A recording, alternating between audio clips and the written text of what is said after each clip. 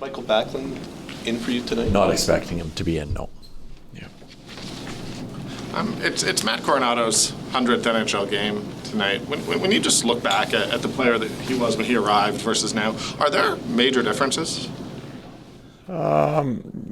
Yeah, just maturity-wise, strength-wise, all that stuff that just kind of comes with age and being around it on a day-to-day basis. But a lot of the things that we're seeing now from him were things that he was doing in university, things that he was doing with the Wranglers. So I think it's just more of a progression than anything. He's just stronger, more mature, and I think there's a different level of confidence that comes into play for him as well now.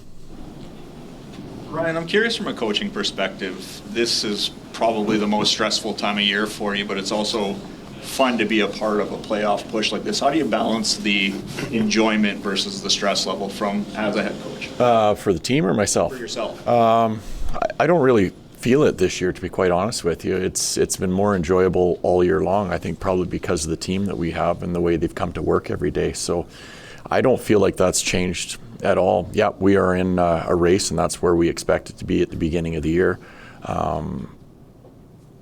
But I've enjoyed it from day one, and I think a lot of that has to do with the players that we have and the work that they put in on a daily basis. It makes it easy for the coaches. At this point, do you die more by the losses and celebrate the wins harder than you would in October, or do you, as a coach, do you try to keep that even keel? You have to try to keep it even keel because you have to be able to turn the page either way. But of course, the reality is that we're running out of runway.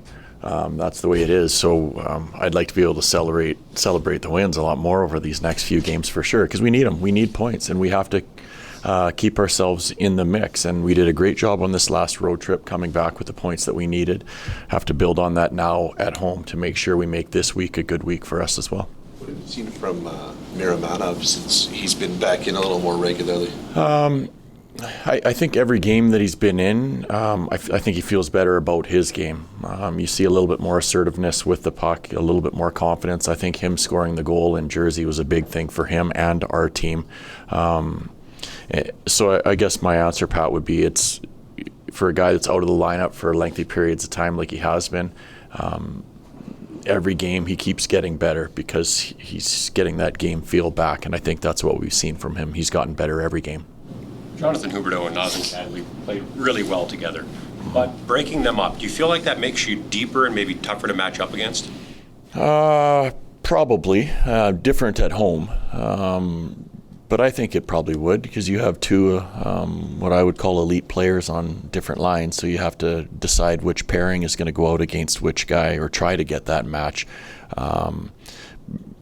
But I think the other thing probably that comes into play is you're tasking other players too, and maybe you're putting a little bit more expectation on the guys that are playing with them as well. So it's something that creates a little bit of excitement for someone like a Frost or a Coronado or even Zari and Posp. Again, they get an opportunity to be a difference maker more regularly than maybe what they were before.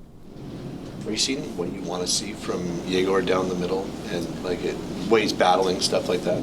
I don't know. He's a little in between for me certain times, and I think when you have a top player that's used to scoring goals, like led our team last year, sometimes they think that's all they have to bring. But at this time of the year, hey, listen, I'd like to see him score, but I'd rather see the compete side of it, where if there's a loose puck battle that he's winning it.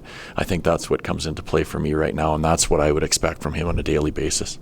Is there a recognition in the room that this could be a trap game? No, I don't. At this time of year, with where we're at, every game is a playoff game for us.